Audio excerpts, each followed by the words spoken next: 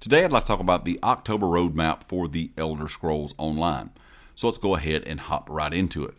First of all, daily login rewards will be starting on October the 1st. They gave us a few of the highlights here, nothing too crazy. 9 Luminous Ink on day 7, 5 Instant All Research Scrolls on day 14, and 8 Tempering Alloys on day 21. The whole month of October, they will be celebrating the community's amazing fan creations. It says keep an eye on social media channels and the official website for prompts to know where and when to participate. The Writhing Wall developer overview is October the 1st on twitch.tv/Bethesda. This is the inside scoop on the Wall in-game event with a brief introductory live stream. Of course, then we have Capture the Relic Battlegrounds weekend on the 9th of October to the 14th. Earn bonus AP as you fight to capture and hold the relic in the classic Battleground PvP game mode. The Battle for the Writhing Wall event begins October the 13th, and the end date is to be announced. And I'll talk about that kind of towards the end of the video, because that is where they discuss how this will end and when we gain access to the new zone of Eastern Solstice. It says, be part of history as you join your fellow players in assaulting the Writhing Wall and unlocking the Season of the Worm Cult Part 2. Take part in all 3 phases of the war to earn special collectibles and earn access to Eastern Solstice. The war against the Worm Cult begins. The Golden Pursuit for the Writhing Wall event will start the 13th of October and run all the way till the 26th of November. So this is going to be a pretty long Golden Pursuit. During the Battle of the Writhing Wall with a special Golden Pursuit, you can earn your in-game collectibles, plus a new pet and mount will be available in this Golden Pursuit as well.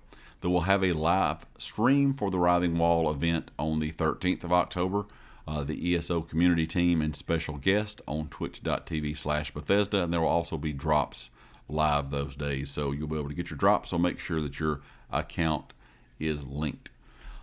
On the 23rd of October to the 5th of November, we have the Witches Festival, which is the spooky season returns to Tamriel. Slay monsters to unlock bonus rewards, including collectibles, event tickets, and more during the Witches Festival in-game event. We'll get more information as we get closer to that event about what all it's going to be in the event and what new items we'll be getting this year compared to the past years.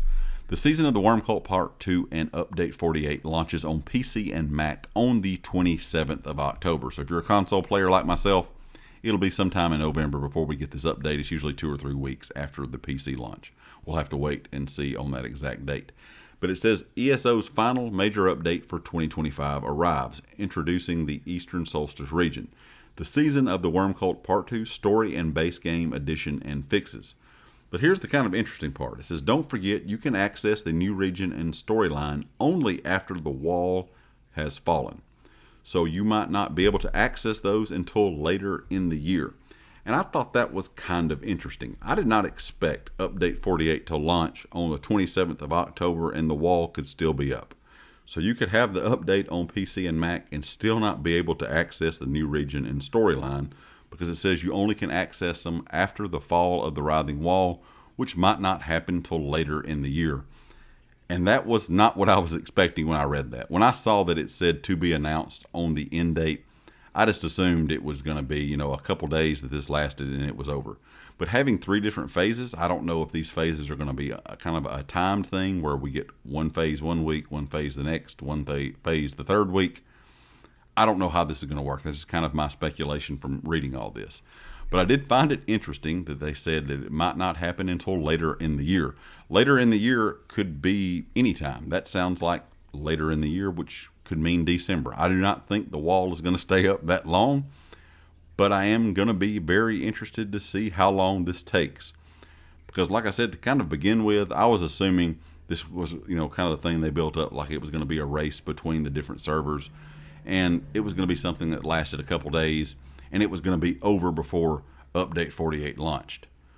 But I'm assuming that it may possibly not be, depending on how difficult this is and how long it takes time frame wise if they have it kind of spaced out.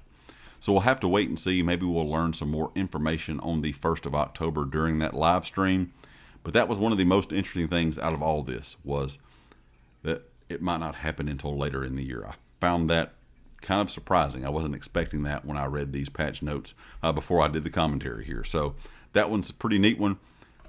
Give me your guys' opinion on this. Do you think this event is going to last past October the 27th when the update arrives? I would have assumed once the update is out, you're going to be able to access the new region and the new storyline. But apparently if the wall's not down, we're not going to be able to access that new part, and we all kind of knew that was going to be the case. But at the same time, I did not expect this event to last several weeks to several months, according to Zos. Leave me a comment with your thoughts, and of course, if you like the video, hit the like. If you have not subscribed yet, please do so, and I'll catch you next time. Peace.